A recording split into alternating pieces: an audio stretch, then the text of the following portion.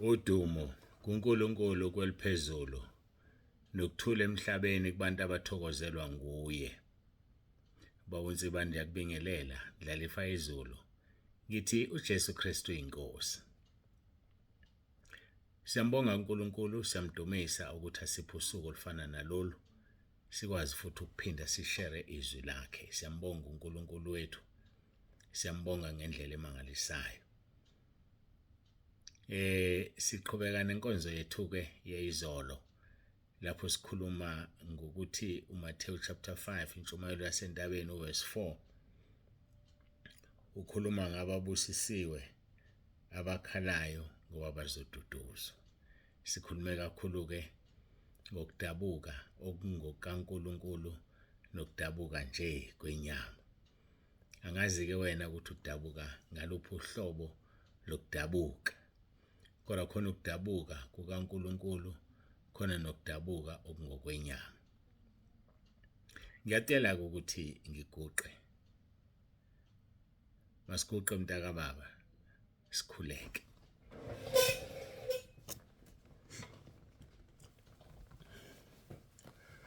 Baba egameni lika Jesu ophilayo, uNkulunkulu wethu nomusa siyazithoba phambi kobuso bakho, siyabonga uthando sithande ngalo. Siyakubonga uNkulunkulu, ngiyacela ukuthi ube kanye nathi kule nkonzo ukhulume uzambule. Silalele thina sikwenze lokho kushoyo. Moya ongcwele, moya kaNkulunkulu, moya kaJesu, siyacela ukuthi ube nathi. Sihole ke kuyo le nkonzo uJesu Kristu inkosi. Amen.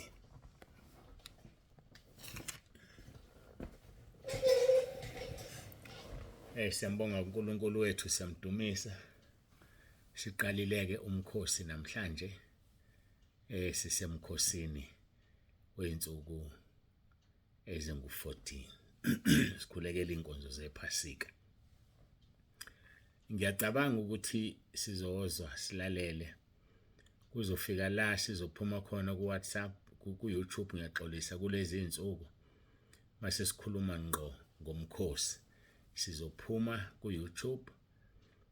Ngakho ngikudonsa ngendlebe wena ku-YouTube osilandelayo ukuthi inamba ukuthi uzothola inkonzo ungalahlekelwa u-063 77 55 162. Ngiphinde 063 77 55 162.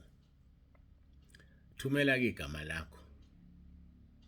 Ukuthumela isibongo sakho, ubhale igama lakho, isibongo sakho, indawo ohlala kuyo, mhlambe sithi isigodi makuyisigodi noma ilali, bese usho-ke nedolobha lakho othenga kulona. Ngiyojabula uma uze ngapha ngenxa ka-YouTube usho ukuthi usilandele ku-YouTube noma usithole ku-YouTube. Kuhle lokho sibone ukuthi sihamba imileage engakanani ngo-YouTube wethu.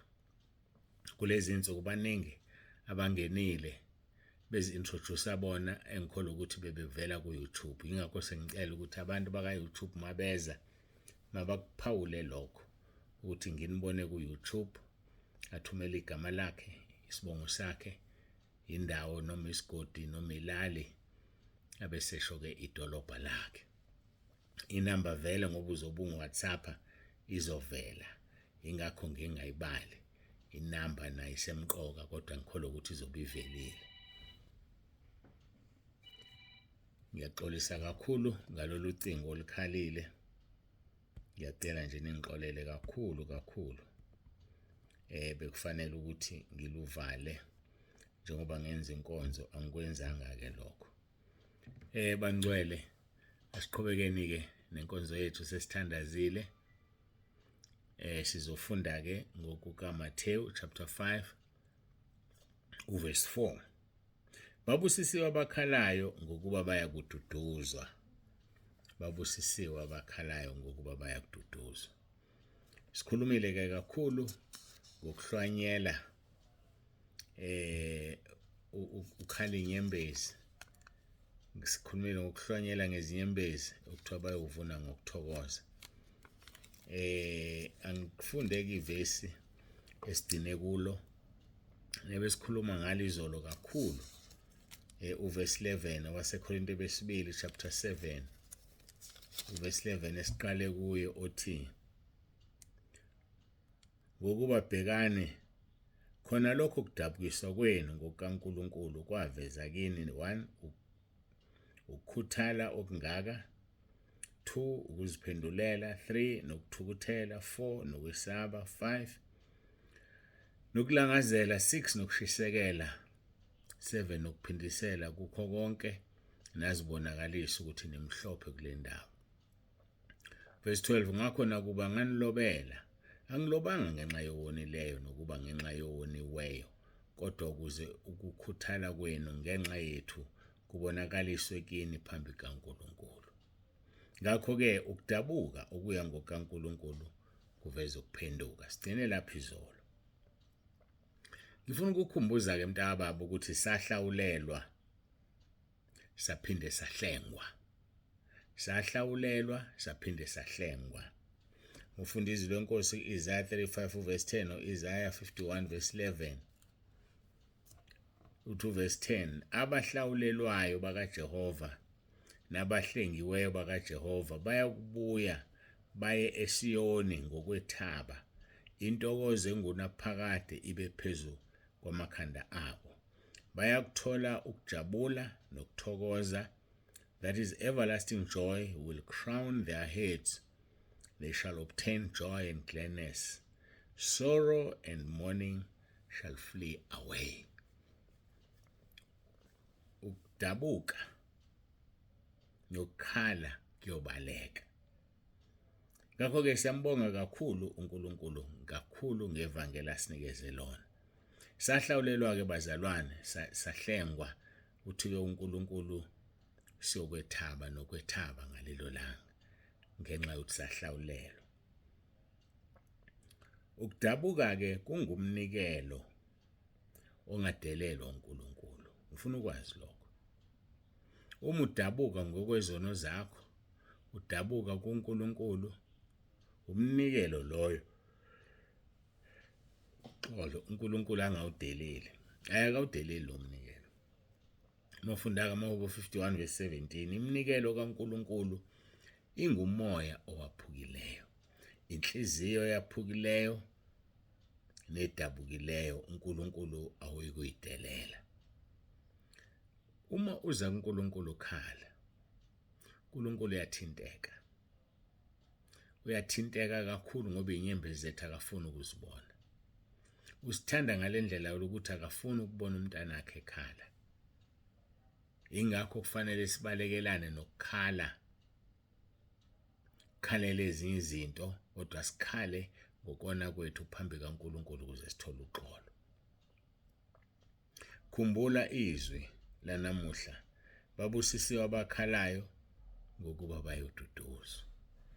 Babusisiwe, blessed are they. Yilolu hlobo lwabantu uNkulunkulu ayakulibheka. Khona abantu ababhekayo uNkulunkulu, kodwa bona lolu uhlobo uNkulunkulu ayakulibheka. Siyakuthola kuIsaiah 66 uverse 2b. Kepha yilowo engiyakubheka kuye ohluphekayo nonomoya othokozekileyo. uNkulunkulu nayo lento yokubabheka abantu.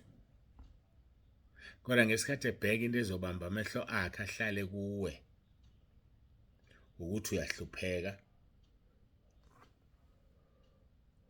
uxolo nomoya othokozekileyo. Lokho-ke kuyokwenza ukuthi uNkulunkulu abheke ngakuwe. Futhi lolu hlobo lwabazalwane uNkulunkulu ayohlala kubo. Uyohlala kubo lolu hlobo lwabazalwane. Kusho njalo incwadi yakhe kuIsaiah 57 verse 15. Uthi ngokuba usho kanje ophakamileyo nophezulu, ohlala kuze kube phakade, ogama lakhe lingongcwele. Uthi ngihlala endaweni ephakemeyo nengcwele, kepha nakuye onomoya othotshoziweyo nothobekileyo. Unjani umoya wakho? Uthotshoziwe, uthobekile. uNkulunkulu uzohlala kuwena. uNkulunkulu ngeke akudele. Yikho babusisiwe abakhalayo ngoba bazoduduzwa. Abantu okuthiwa nge-New King James, they are contrite and humble in spirit. They are contrite. Labo bantu, abantu abathojoziweyo. uNkulunkulu uthi uhlala kubo. Uthi uhlala endaweni ephakeme nephezulu nakumuntu. Nakumuntu. Wenze njalo uNkulunkulu. Uthi ukuvuselela umoya wabathobekileyo nokuphilisa izinhliziyo zabathojoziweyo. Uhlalela lokho kubona. Uhlalela ukuthi awuphilise umoya othobekileyo nezinhliziyo zabathojoziweyo aziphilise. Ngoba akafuni ukusibona sikhala. Uthi mayesho kwisambulo yosesula zonke inyembezi zethu. Inhliziyo yothojoziweyo injani inhliziyo yothojoziweyo? Mofunda izwi lenkosi lapha kuLuka chapter 17 uqolo chapter 16 uverse 19 kuya ku31. Kulapho kukhulunywa ngomuntu onothile wayegqoke izibende zelineni elihle, isicebi leso. Lithi izwi lenkosi ezijabulisa imihla ngemihla. Sifuna ukukhuluma ngenhliziyo ethojoziweyo. Ezijabulisa imihla ngemihla. Kukhona futhi nompofu Lazaro igama lakhe. Wayehlezi esangweni lakhe enqanela ukusuthiswa ngemvuthuluka ewetafuleni lesicebi. Wayenqanela. Ukunqanela ke ukuyifuna into. Uyifune, uyijonge, no matter what uyenqanela. So kuthiwa ke yena wayenqanela.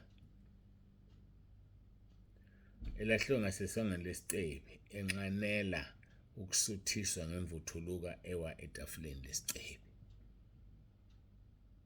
Kweza nezinja zamkhotha izilonda. Unjani lo ompofu wayenelonda elahle esangweni lesicebi. Kodwa isicebi sona sasiphakeme. Singamnakile singenzi lutho. Lithi izwi lenkosi ke wafa ompofu. Wathwala izingilosi wasiwa esifubeni sika-Abraham. Wafa ompofu. Wathwala izingilosi zamusa esifubeni sika-Abraham. Nesicebi safa thereafter sembelwa. Sesihayide saphakamisa amehlo sisebuhlungwini. Sambona Abraham ekude. Abraham egona uLazaro esifubeni sakhe. Isicebi sase siyamemeza. Wahluleka ukuzibamba, wahluleka ukubekezela. Isicebi sase simemeza sathi, Baba Abraham, ngihawukele uthuma uLazaro adobhoze isihloko somunwe wakhe emanzini, aphozise ulimi lwami ngokuba ngiyahlushwa kuleli langabi. Usambona uLazaro kade engamnakile, engamniki ukudla, ehlezi esangweni engenandaba naye. Sokuyena osesifubeni sikaAbraham. Isimanga lesi sibiza ukuthi thina njengabantu sidinga ukuqaphela. Sidinga ukubheka. Siziphathe kahle. Ngoba isondo liyajika. Lokho okubona komunye umuntu manje kuyeza kuwena. Be sure of that. Kodwa uma uzomdabukela umuntu, sikhuluma ngokudabuka, ubona ukuthi umsiza wenze njani, akukho kuzoza kuwena. Uyakhala ukuthi ngiyahlushwa kuleli langa. Abraham wathi, ndodana, khumbula ukuba wamukela okuhle kwakho sesekuphileni. NoLazaro kanjalo okubi, kodwa manje uyaduduzwa yena. Wena uyahlushwa. Ngale kwalokho usho Abraham, kubeki umhosha omkhulu phakathi kwethu nani ukuba abafuna ukusuka lapha bayekini bangeze bakwenza nabalapho bangaweleli kithi. Kunomhosha omkhulu. Lo mhosha lo awuboni kuphelaphi. Ngakho ke kusibiza ukuthi thina siqonde isimo sikamoya. Sibasize abanye abantu. Simbone umuntu olambile, simnike adle. kuzokulekelela lokho. Uzothola umqhele wokulunga ngoba wenzile ukulunga kuphi kubantu. uNkulunkulu ufuna senze ukulunga. Njengoba ngithi inyembezi ke ziyosulwa, amahloni asuswe. Kususwa amahloni. Abantu uNkulunkulu enye yezinto ayo-increase le abantu babe namahloni ngemisebenzi yabo nangemkhuba yabo mayidisplay lapha ibonwa izwe lonke. Akhohle umuntu ukuthi bonke abantu abalayo lokunako kwakhe kodwa uyo-increase amahloni kuwe. Ngofundisa 25 verse 8 uthi uyakungwinya ukufa kuze kube phakade. Inkosi uJehova iyakwesula izinyembezi ebusweni bonke, isuse namahloni abantu bakhe emhlabeni wonke ngokuba uJehova ukhulumile. Izinto ezokwenza uJehova ke lezo. Uyakugwinya ukufa kuze kube phakade njengoba sizwe ezwini lenkosi ngoba eTestamenteni Elisha ukuthi uJesu wakunqoba ukufa. Inkosi uJehova iyakwesula izinyembezi ebusweni bonke, isusa amahloni abantu bakhe emhlabeni wonke. uJehova ukhulumile. Masibuka kwiSambulo 21 verse 4. Yilo leli lithi azesule inyembezi zonke emehlweni abo ukuba akusayi kuba khona nokudabuka nokukhala nobuhlungu, akusayi kuba khona ngokuba kokuqala kudlulile. Zonke lezi zinto ngeke saba khona. Kodwa masela emhlabeni simele ukudabuka ngezono zethu. Simelwe ukukhala ngezono zethu. Busisi umuntu ogcoba imkhuleko yakhe ngenyembezi. Busisi umuntu ogcobayo imkhuleko yakhe athi mayikhuleka akhale. Njengoba eshilo uJeremiah ethi asibize abakhalayo. uNkulunkulu uzokusiza mntaka baba, bekezela uhlale kuye uyophendula umkhuleko wakho. Wena yenza izinto okuthiwe zenze ezihlangene nawe. Ukukhuleka abaseRoma 10 verse 9. Ukubhuka ubhale phansi izono zakho. Just do your part. Uzombona uNkulunkulu ekwenzela. Siyambonga uNkulunkulu wethu kakhulu. Wabusisiwe abakhalayo ngokuba bayawududuzwa. Masikhuleke simbonge uNkulunkulu.